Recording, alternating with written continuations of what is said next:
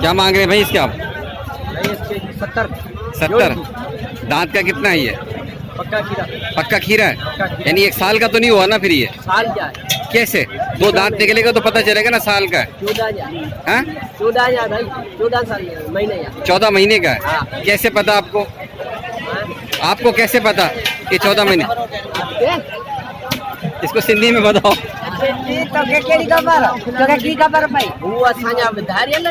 अच्छा, खुद के पाले में है।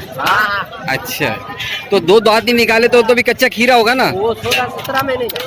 अच्छा, 2 दांत जो 16-17 महीने 2 दांत 14 महीने। ये कितने का बोल रहे हैं आप ये? 70,000। और ये दोनों 70। जोड़ी जो 70। जोड़ी के 70,000 जो है। ठीक है।